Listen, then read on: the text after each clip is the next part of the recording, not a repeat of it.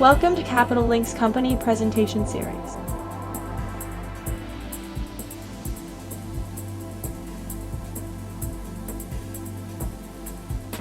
Good day to everyone. I am Nicholas Bornoz of Capital Link, and I would like to welcome you to the 2025 Capital Link company presentation series. In this series, company management highlights the company's current operations, business development, growth prospects, and sector outlook. We are privileged to have with us today the senior management team of Scorpio Tankers. So we have Mr. Robert Bugbee, President, Mr. Lars Dencker Nielsen, Chief Commercial Officer, and Mr. James Doyle, Head of Corporate Development and Investor Relations.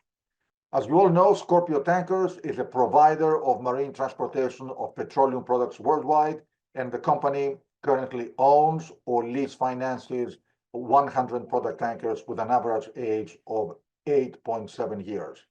And the company shares are listed on the New York Stock Exchange under the symbol STNG. Now, in terms of logistics, we will begin with a brief company presentation followed by live Q&A. Please note that participants can submit their questions to the Q&A button on your screen during the webinar. Your questions will be answered during the Q&A session right after the short presentation. Now, before we begin our webinar, kindly note that this discussion is strictly for informational and educational purposes and should not be relied upon. And the webinar does not constitute an offer to buy or sell securities or investment advice or investment of any kind. And Capital Link bears no responsibility for its content. Now, let's begin our discussion. And I would like to pass the floor to James Doyle, the Head of Corporate Development and Investor Relations. James, the floor is yours. Nicholas, thank you very much. And thank you all for joining us today. We will start with a brief presentation followed by some Q&A. If we could please go to slide 5. Scorpio Tankers is the world's largest product tanker owner. We specialize in the marine transportation of refined petroleum products and serve a diversified blue chip customer base. We are listed on the New York Stock Exchange with a market cap of $2.5 billion and daily trading liquidity of 50 million per day. The company owns and operates 99 eco-fuel efficient product tankers. Our fleet is one of the youngest and most modern in the industry. Slide 6, please. The 3 things to take away from today are that the company has significant operating leverage. At today's rates, we generate significant free cash flow, and a $10,000 a day change in rates translates to $361 million of incremental cash flow. We have an attractive industry outlook. Over the last 2.5 years, we've benefited from an excellent rate environment. Continued changes in global refining capacity are expected to further boost exports and increase ton miles going forward. And last, we're in a very strong financial position. Over the last 7 quarters, we have reduced our debt by $2.2 billion and returned $907 million to shareholders through share repurchases and dividends. Slide 7, please. What is a product tanker? A product tanker specializes in transporting refined petroleum products from refineries to consumers. We transport the gasoline that powers your car, the diesel fueling the trucks that deliver your packages, the jet fuel for the planes you fly in, and the naphtha, which is used as feedstock for plastics. Each of our ships is equipped with an epoxy coating that facilitates thorough cleaning between different cargoes. This ensures that different products such as gasoline and jet fuel do not contaminate despite being transported on different voyages. This feature distinguishes product tankers from crude oil tankers, which typically do not have coated tanks. We operate and own 3 types of ships: Handymax, MR, which stands for medium range, and LR2, long range vessels. Each type has its specific operational niche. For instance, every ship cannot access every port due to variations in draft and length restrictions. The MR vessel is the most versatile, capable of calling at the largest number of ports due to its size and design, making it ideal for a variety of routes and products. On the other hand, the LR2 is designed for longer distances and offers greater economies of scale. The diversity in our fleet allows us to serve a broader customer base across different geographies, meeting various logistical needs around the world. Slide 8, please. In addition to operating one of the largest product tanker fleets in the world, the average age of our fleet is substantially less than the worldwide fleet, which you can see on the graph on the right. Operating modern ships has benefits including greater customer acceptance, fuel savings, and lower emissions. As ships age, less customers want them, and specifically for product tankers, issues develop with coatings on the vessels, which increases the risk of cargo contamination. Slide 10, please. For the last 2.5 years, product tanker rates have experienced a fantastic rate environment. The ongoing strength in the product tanker market is the result of demand consistently outpacing supply, increased ton miles as changes in refining capacity have reshaped global flows, and geopolitical events exacerbating points 1 and 2. Our markets are seasonal and volatility is normal, but the floor in rates that we've seen over the last 2.5 years reflects the underlying strength in product tanker fundamentals. Even at today's rate levels, product tankers are generating significant free cash flow. Slide 10, please. Seasonality, refinery maintenance, and cannibalization of product cargoes from crude vessels created headwinds in Q3 and Q4 of last year. From June through September, crude oil tankers carried 65 million barrels of diesel, the equivalent of 6% of clean product ton miles, which would have otherwise gone on product tankers. This had a large impact on LR2s, which could have seen an additional 20 cargoes per month. Combine this with heavy refinery maintenance from September through November, and it's impressive product tankers stayed between $20,000 and $30,000 per day, given all these headwinds. Looking forward, maintenance is largely behind us, cannibalization is normalized, and we are entering a seasonally strong period. Slide 12, please. Global distillate inventories are well below their 5-year average, and you can see the destocking in Europe from August through October in the graph on the right. Future consumption will be met through increasing production and exports as opposed to inventory draws. Over the last few years, there's not been a material build in inventories due to strong global demand. Slide 13, please. Demand has been robust. Since 2023, refined product demand has been above pre-pandemic levels. Excluding fuel oil, refined product demand increased 800,000 barrels a day last year, and we expect it to increase 900,000 barrels a day this year. And we see this increase in demand on the water. Seaborne exports of refined products have remained well above pre-COVID levels and near record levels. We expect this to continue because not only are we seeing higher volumes on the water, but also the distances these barrels are going has increased. Slide 14. This concept is called ton mile demand. So as the quantity of the cargo has increased, so is the distance the cargoes are traveling, tightening supply. Structural changes in global refining capacity have had changes to global trade flows, which have been exacerbated by geopolitical events. Ton mile demand has increased 15% from 2019 levels, excluding Russia, and 18% when including Russia. 2 million barrels a day of refining capacity is expected to close this year, including approximately 850,000 barrels a day in US and Europe. Many older refineries now require substantial capital investments to stay operational or to comply with new regulatory standards. These costs make it challenging for them to compete with the newer, more cost-efficient refineries in regions like the Middle East and Asia. Consequently, we anticipate further closures in refining capacity, which will likely increase exports and ton miles as imports replace lost production. Slide 15, please. Today, the average age of the product tanker fleet is 14 years old.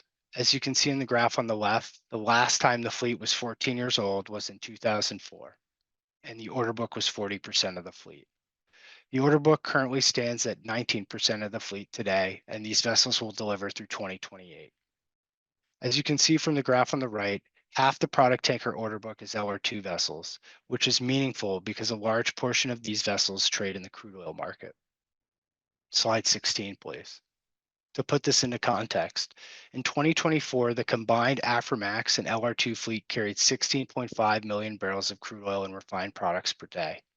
Of this, 13 million barrels consisted of crude oil and dirty products, while the remaining 3.3 million was clean petroleum products. However, within the Aframax and LR2 fleet, 39% of the fleet comprises LR2 vessels. So put differently, around 40% of the combined fleet is LR2s, but the clean product trade only accounts for 20% of total cargo volumes. This is because when you're building a new ship, it's beneficial to have the coating on the LR2, even if it's going to trade in the crude oil trade, because you have the optionality to move into products. That said, this requires the use of LR2 vessels to service the crude oil trade. And currently 45% of LR2s on the water are engaged in trading crude oil and dirty products today. We expect this ratio to hold, if not grow over time, given the age of the Aframax fleet and the new orders being predominantly LR2s. Thus, we expect a significant portion of the LR2 fleet to continue servicing the crude oil trade. This will reduce the effective fleet growth going forward for product tankers. Slide 17. As I've highlighted, age of the fleet is important. Customers have strict requirements and tend to prefer vessels that are less than 15 years old. By 20 years old, the refined product trade has really diminished, and these vessels end up going to tertiary markets or becoming scrap candidates or sanctioned trade, which we can talk about in the Q&A. But from 2003 to 2010, the fleet grew 80%. And 2 years ago, the vessels that were delivered in 2003 reached 20 years old.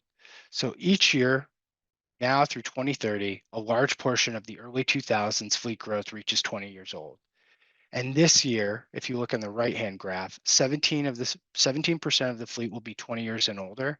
By 2027, 24% of the fleet will be 20 years and older, and this includes new builds. Thus, the order book at 19% today will be delivering into a fleet which has 20-year-old vessels that are 24 to 30% of the fleet older than 20 years. This also reducing the effective fleet growth for product tankers. Slide 17, please. The total addressable market diminishes as vessels age. The trading patterns of MR vessels built in 2004 observed over the last 8 years clearly demonstrates this. At 12 years old, these vessels carried 3.2 million barrels of product per year. By the time they reached 16 to 18 years old, they carried 2.1, a decline of 33%. As these vessels approach 20 years, their capacity declines even further to 1.8 million barrels, translating to a total reduction of over 40%. And one could argue that this would have declined even further without the increase of additional demand from sanctioned trades like in Russia. Even without scrapping, effective fleet growth will be lower given the age profile of our current fleet. However, over the last 2 years, scrapping has been at a 30-year low, and given the age of the fleet, we do expect this to increase. Slide 18. Last year, seaborne exports and ton miles grew by 0.7 and 7.8 respectively, far exceeding last year's fleet growth of 1.6%. As highlighted earlier, we anticipate that fleet growth will be much more modest than the order book implies. If all new LR2s were to operate in the clean market, fleet growth would average around 4% annually over the next 3 years. However, effective fleet growth could be closer to 3% per year during this period when factoring LR2s servicing the crude trade and mild scrapping. Looking forward, we are very constructive on the supply-demand balance. Slide 21, please. Over the past 7 quarters, the company has generated $1.7 billion in adjusted EBITDA and $1.1 billion in adjusted net income. These results have enabled us to reduce our debt by $1 billion, pay $120 million in dividends, and purchase $786 million of the company's stock. Our approach to shareholder returns has been to combine the accretive effect of deleveraging along with opportunistic share repurchases and a sustainable dividend. Slide 22. The charts on this slide demonstrate the complete transformation of the company's capital structure over the last 3 years. We have reduced our overall indebtedness by $2.2 billion and refinanced expensive lease financing with traditional banks at better margins. With the company's low leverage today, not only can we withstand a contraction in the spot market, but it can thrive due to our lower cash break-evens and still generate significant cash flow. We have also increased our revolving debt capacity. In October, we had $288 million available under the revolving portion of our $1 billion credit facility. And we've also executed agreements with lenders on a $225 million credit facility that can be converted into a revolver. In December, we announced the commitment for a $500 million revolving loan facility that bears interest at SOFR plus 185 basis points for 26 product tankers, which are currently unencumbered. As of October, our net debt stood at $675 million, down $588 million compared to December 2023. Slide 23, please.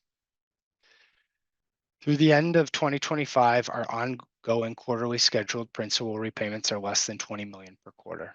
With a daily cash break-even of $12,500 per day, the debt service is highly manageable and positions the company to generate cash flow and sustain shareholder returns in the most challenging rate environments. This illustrates the company's low leverage, and on the next slide, cash generation potential. Slide 24, please. As of our Q3 earnings, we had fixed the fleet for $23,900 per day for 45% of the days in Q4. At $25,000 per day, the company would generate around $450 million in free cash flow per year, or $8.60 per share, and a 17% free cash flow yield as of yesterday's close. At $30,000 per day, we generate $632 million in free cash flow, and at $40,000, $1 billion. The company has significant operating leverage, and we think this is a great investment opportunity. With that, I'd like to turn it over to Q&A, and we will take questions. Thanks. Okay, I guess this one is on refinery maintenance, and for Lars. Lars, we've seen a lot of refinery maintenance in Q3 and Q4. Have you started to see the impact of this easing maintenance on flows and rates? Most certainly, we started to see that. I mean, the refining maintenance that we saw in the back end of 2024 was massive. A lot of millions of barrels of product was taken out of the market during the maintenance season. That has now come back, and particularly in the Middle East. One of the big questions we always get asked is, what's going on with the LR2 and what is the bellwether? The LR2 market had been kind of trading in a range around the World Scale 110 mark for a long time. We have, as we came into the office after the holiday season, already seen the market moving up to 120. We're seeing probably the next down to be 130. Correspondingly, for the West rates from the AG, we had seen markets moving range bound again from the back end of last year, around $3 million. Today, we were shown 3.6, and it wouldn't surprise us that we're going to start seeing that creeping up towards 4 million. It's important to see this because what we have been saying for a while is that wait and see when suddenly the taps are open again for these major production regions to see the volume starting creeping up, and we can see that pretty much from a day-to-day basis. It's not only in the Middle East that we have seen this as we moved into 2025. We can also see the early changes in the markets in North Asia as we're starting to see some more Transpac moves. We've seen now cargoes moving from North Asia, going long haul to the West, primarily with distillate and also with jet, which is interesting to see that has also started to move. So in general terms, it is quite clear to me that we can start seeing that the refineries that are coming back on stream has had a direct impact on the rates in the spot market today. Thank you, Lars. So I guess we're getting a few on the recent news out of potential sanctions of COSCO, but we've also seen quite a bit of other news for Russian vessels. I don't know, Lars or Robert, if you want to take this one, but I guess based on kind of sanctions in the past and recent announcements, how should investors be thinking about this, and what could be the implication on rates and the market as a whole? Lars? Sure. I mean, the latest one with the announcement on sanctions on COSCO is quite interesting. I mean, you only have to go back to 2019 when we had something similar, which had probably a massive impact on the VLCC market. Back in 19, if you take history, is that COSCO also was sanctioned, and the VLCC market moved from a $30,000 market to I think, within a couple of months to a $200,000 market on VLCCs. What this means this time around is, is a good question. But the thing that's for sure is that we're seeing a kind of a tightening of sanctions across the board, be it on Russian ships that are being targeted in the last round, the stuff that goes on with Iran, and of course the general kind of malaise that we've seen with the substandard vessels that are being traded in the dark fleet. Thanks. And I guess, Robert, we've got a few questions here, but we've seen not necessarily a slow start to the year, but rates have kind of stayed between $25,000 and $30,000 per day. Compared to history, where do you think this market is? Compared to history, even right now, it's very strong. It's right at the. I mean, there's no other way to describe it compared to history. And I expect over the next 2 or 3 days, it's going to get even stronger. That's the physical market. If you're asking where everything else is, then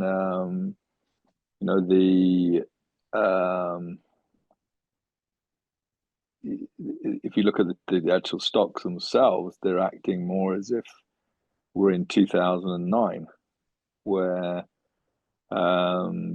there's sort of, it's as if we're in a very weak environment that has very little chance for many years of recovery, because but there are a lot of differences to 2009. First of all, in 2009, you had a huge order book. I mean, staggeringly large order book, something like periods where 15, 20% was going to come in 1 year. Plus, you had a very modern product fleet. There was no hope of scrapping at all. Whereas today, of course, we have more than what's on order, potentially scrapping over the next 3 to 5 years because of age. The other thing is that balance sheets were quite extended still.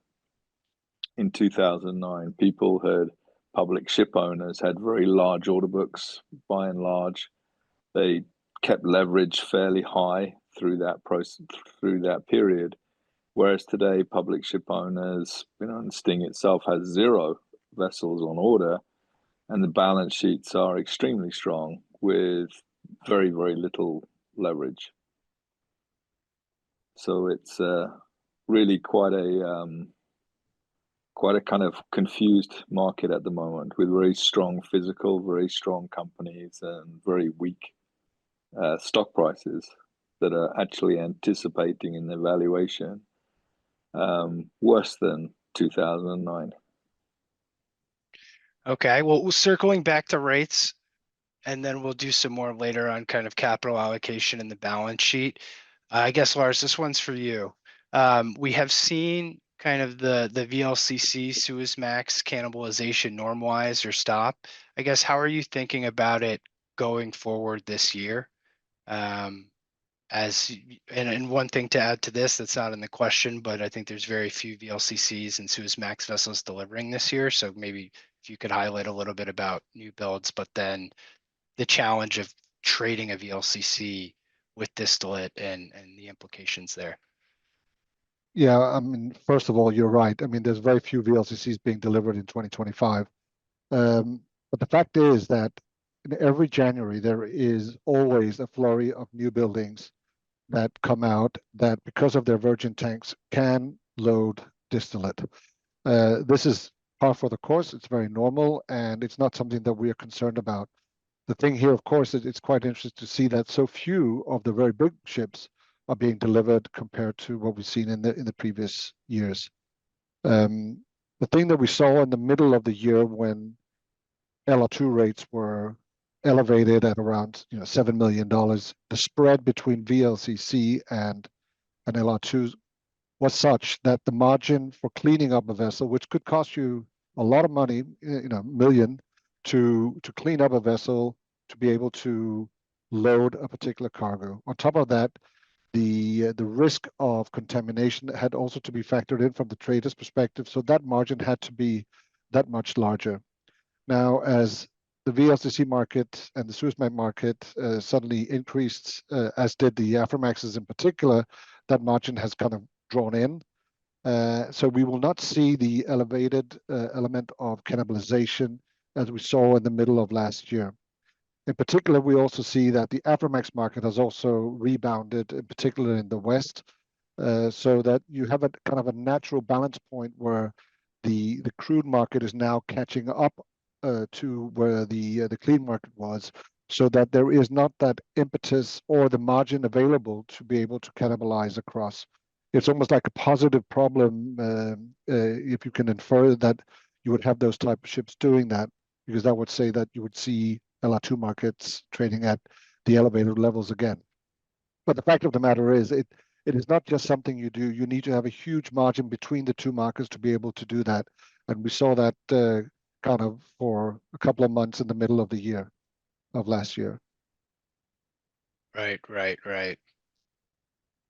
And I guess if we think about also, some of the recent announcements with sanctions, that would, and I'm grouping questions together here, that would probably have the largest impact in your view on crude tanker vessels. But would there, whether it's Iranian vessels getting sanctioned, right, or some in the Russian business, or in this case the proposed Chinese sanctions, the impact would most likely be on crude, but would there be a benefit or flow through to products as well?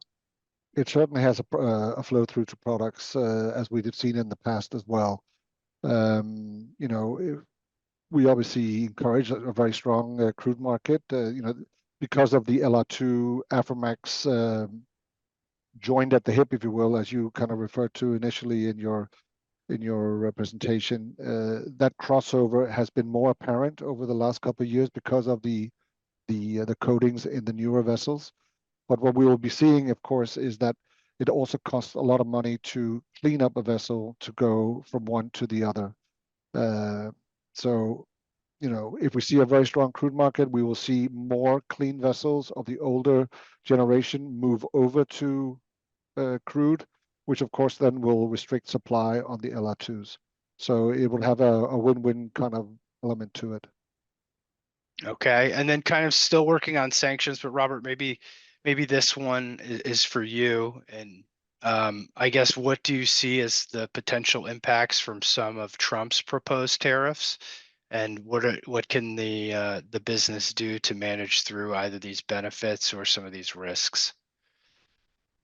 I think I'd first like to expand a little bit more on the sanctions. So Biden has sort of done a little bit here, but I think the effect that we could see is Biden sort of just opened the door, one more inch for Trump to sort of storm through when he becomes president, because there's a pretty good chance, especially when the Iranians tried to assassinate him, in him trying to reduce their exports to, pretty much where that he had them before. Because remember, last time he was president, they were down to 10-15% of what they're doing now.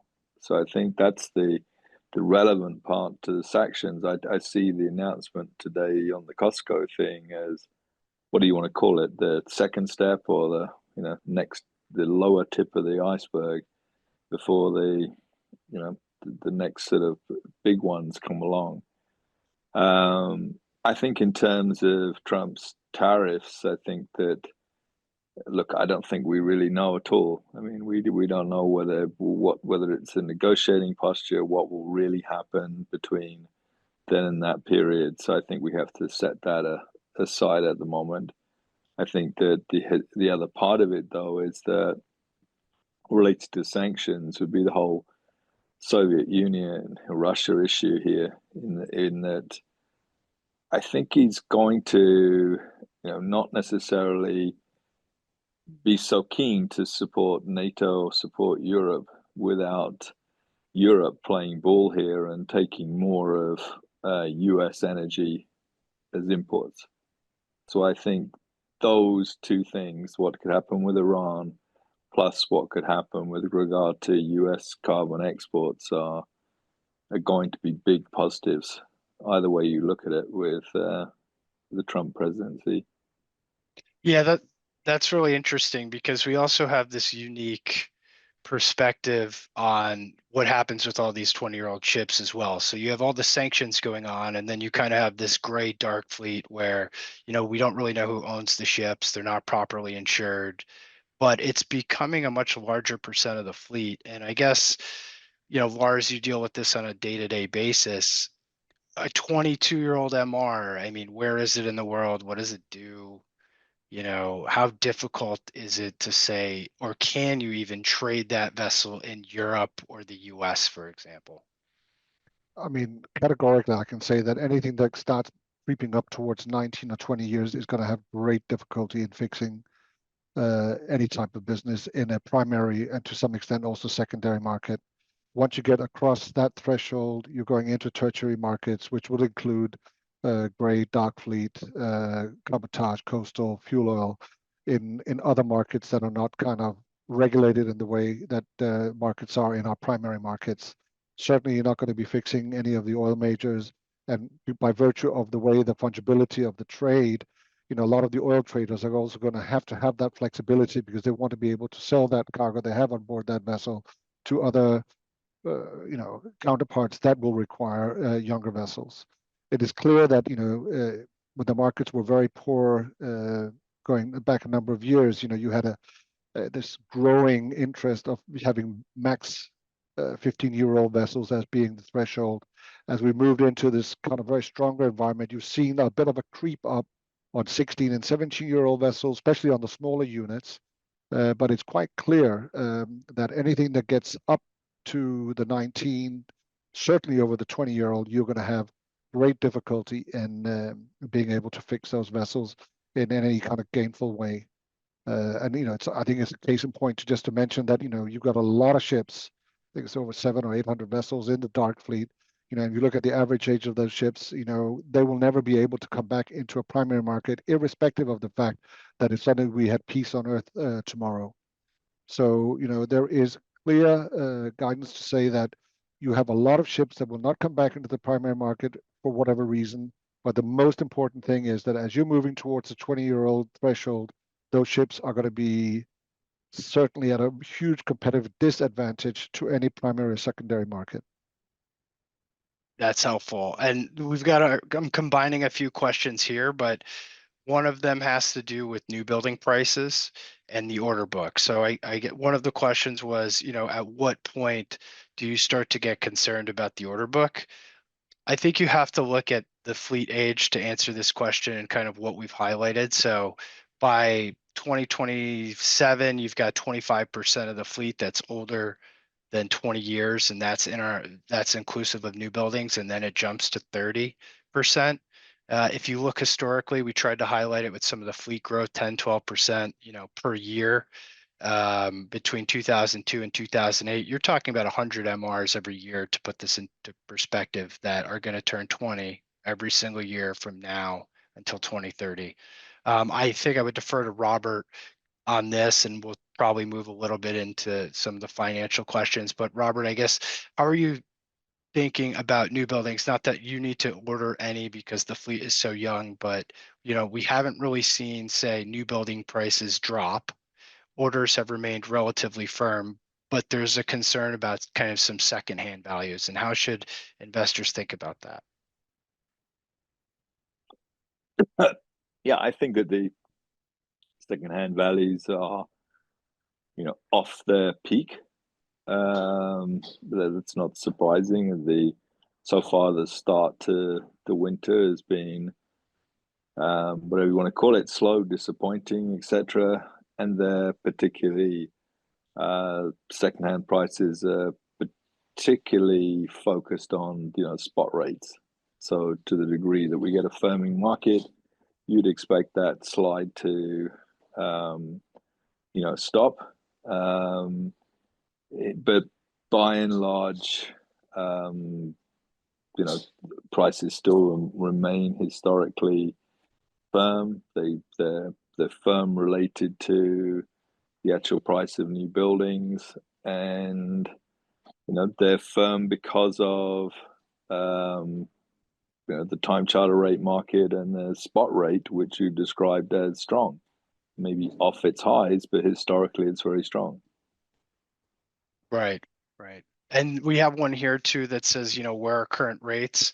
MR rates, Lars, correct me if I'm wrong, probably on average a little bit north of 20,000. LR2s probably, as of today, maybe a little bit below 30,000. So coming up, is that fair to say?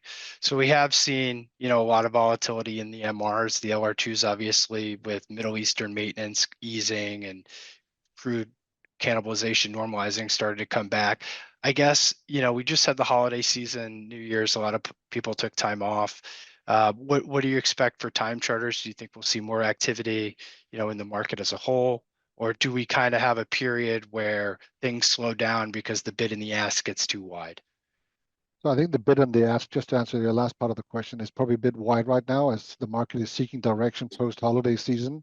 The holiday season doldrums, this year extended probably to 2.5 weeks because the way, Christmas and New Year is following. It's interesting to see. Also, just to mention that, you talked about volatility in your remarks. The volatility, if you look at MRs in the US or the Atlantic Basin in general, as we're moving into Christmas, we were doing $45,000 a day. And as you move into the New Year's and Christmas season, this market obviously takes a bit of a breather. And, people who are not used to this market and don't really understand it, they say, oh my gosh, this is very worrisome. But if you look historically over what has happened in 24 and 23 in terms of that volatility, it's something that we embrace. We love the volatility that we see there. And that volatility is a kind of a function of the tightness of the market and the reaction by which, with quite big brute force, shows its teeth. So we can see markets move 100 points in a day.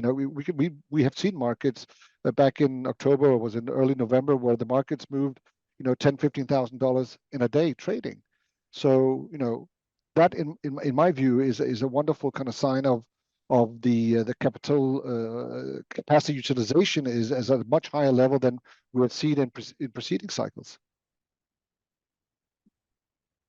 Agree. That's really interesting. I slightly shifting here to focus a little bit on balance sheet capital allocation. Robert, you've done a lot with the balance sheet, significant deleveraging, but also we've done a lot of refinancing and some recent kind of commitments for the 225 million facility, as well as this new $500 million revolver. I guess, how do you see the balance sheet going forward? And are you looking to do any other type of, convert some more existing loan facilities to revolving capacity? And how should investors think about, the balance sheet going forward?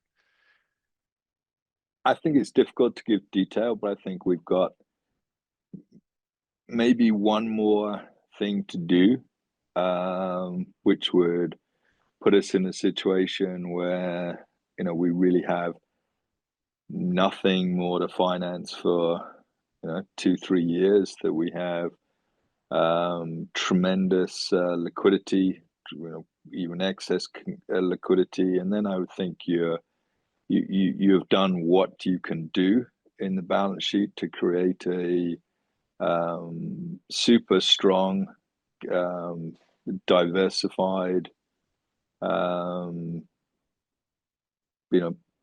balance sheet. So I think that, and I think that I think we're pretty confident we'll be able to accomplish whatever we have to accomplish.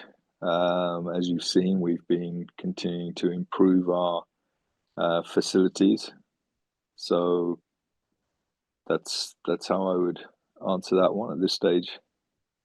So we've got a lot of flexibility in the balance sheet now. Really good relationships with our lenders, very favorable for those who haven't been following the company. The expensive lease financing was at the time LIBOR, but now it's SOFR, 350 basis points to 550 basis points as the margin. The new loan facilities are 170 to 190. So definitely a significant improvement there. I guess we've gotten a few questions on this. Last quarter, we made an investment in DHT. How are you thinking about that investment, and would you consider investing in any other public companies?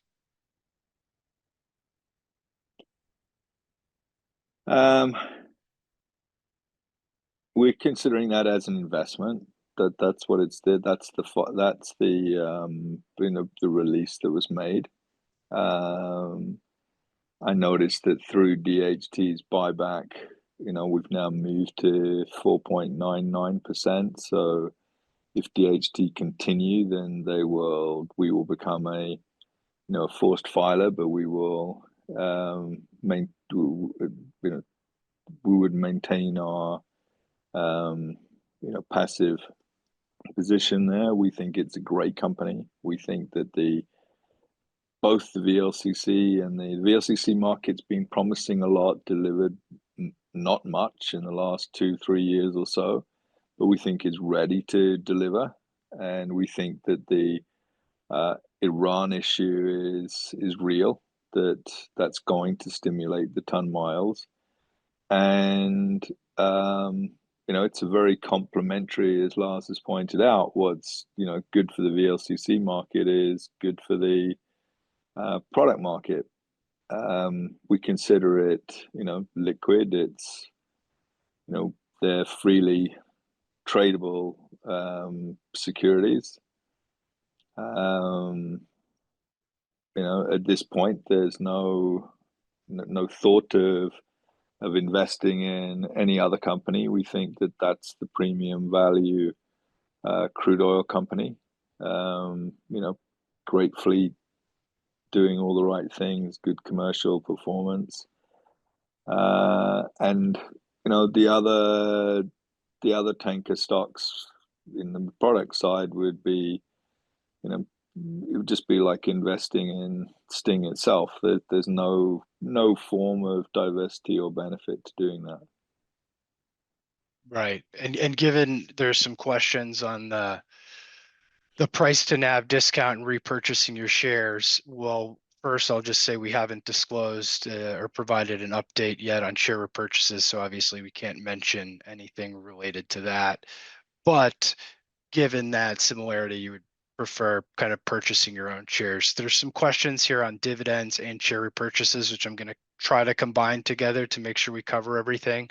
But somebody mentioned that you were featured in a TradeWinds article this week about your view on high payout ratios. So can you just talk a little bit about Sting's dividend strategy as well as your kind of view towards high payout ratios when it comes to dividends?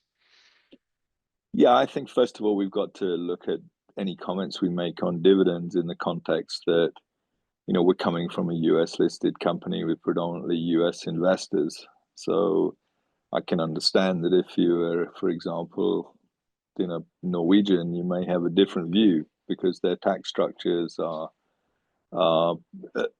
very different when it comes to dividends. But for us, our view is that we believe in a regular, sustainable dividend.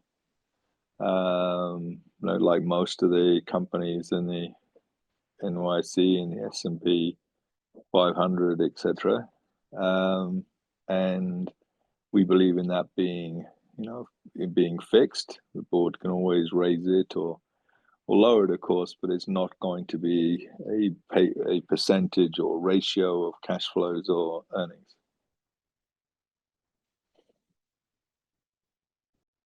And I think that's how we will continue. There's no other discussion. James, I can't hear you. I was on mute. Yeah. It's the Zoom. I'm used to Teams. So we've seen some kind of more questions here, and one kind of is more towards the whole industry. We've seen all these tanker equity prices kind of come down, and